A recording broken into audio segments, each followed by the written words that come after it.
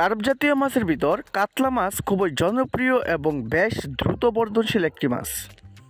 কাতলা মাছ ভারত এবং বাংলাদেশে স্থানীয় একটি মাছ। এই মাছ খুবই পছন্দের এবং সকল স্তরের মানুষের জনপ্রিয় একটি মাছ। কার্প জাতীয় মাছের ভিতর কাতলা মাছ খুবই দ্রুত হারে বৃদ্ধি পায়। যে কোনো ধরনের মাছের সাথেই এই মাছ চাষ করতে পারবেন। একক বা মিশ্র উভয় পদ্ধতিতেই এই মাছ চাষ করা যায়, তবে এককের চেয়ে মিশ্রভাবে এই মাছ চাষ করলে অধিক মুনাফা অর্জন করা সম্ভব হয়। প্রাকৃতিক আবাসে এক একটি কাতলা মাছ 1.80 মিটার লম্বা হতে 45 কেজি পর্যন্ত ওজন হতে পারে। কাতলা মাছের দৈহিক গঠন হচ্ছে দেহের তুলনায় এই মাছের মাথাটি বেশ বড় এবং কি এই মাছের শরীরে বড় বড় আঁশ বা দাঁতালু আঁশ থাকে।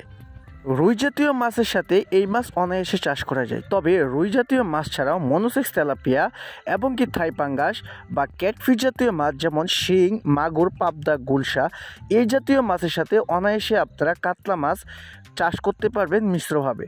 খাবার ছাড়াই এই মাছ চাষ করা সম্ভব, কেননা কাতলা মাছের প্রধান খাদ্য হচ্ছে উদ্ভিদকণা বা প্রাণীকণা। এরা মূলত জিওপ্লাঙ্কটন এবং কি ফাইটোপ্লাঙ্কটন খেয়ে জীবনধারণ করে থাকে। মূলত এরা হচ্ছে উপরের স্তরের মাছ। পুকুরে থাকা ময়লা আবর্জনা বা অতিরিক্ত লোডেড পানি তারা পান করে জীবনধারণ করে থাকে।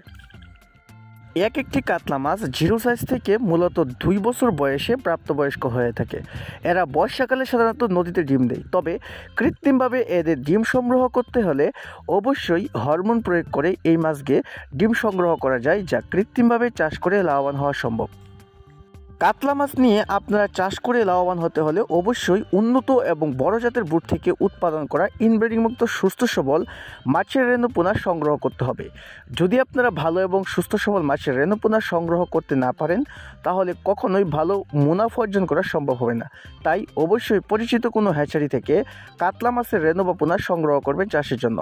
ইচ্ছে করলে ময়মনসিংহের নূর মৎস্য হ্যাচারি, যার ঠিকানা ধলা, ত্রিশাল, ময়মনসিংহ, এখান থেকেও আপনারা এসে সরাসরি দেখেও কাতলা মাছের রেণুপোনা সংগ্রহ করতে পারেন, অথবা এই ভিডিও স্ক্রিনে দেওয়া নাম্বারে বা ডেসক্রিপশনে যে ঠিকানা রয়েছে সেই ঠিকানায় যোগাযোগ করে হোম ডেলিভারির মাধ্যমে বাংলাদেশের যে কোনো প্রান্ত থেকেই নূর মৎস্য হ্যাচারির উন্নত গুণগত মানের বুট থেকে উৎপাদন করা ইনব্রিডিং মুক্ত সুস্থ সবল কাতলা মাছের রেণুপোনা চাষের জন্য মজুত করতে পারেন। ছোট, বড় এবং কি মাঝারি সব ধরনের ঘেরেই এই মাছ চাষ করতে পারবেন, তবে ছোট ঘেরের চেয়ে বড় ঘেরে এই মাছ চাষ করা লাভজনক। তবে ইচ্ছে করলে আপনারা ধান খেতেও এই মাছ চাষ করতে পারেন।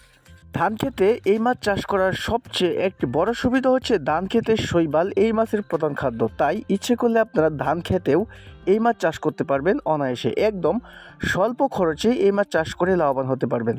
মৎস্যচাষী বন্ধুরা, মাছ চাষ সংক্রান্ত সকল ধরনের তথ্য ও পরামর্শের জন্য আমাদের সাথে যোগাযোগ করতে পারেন।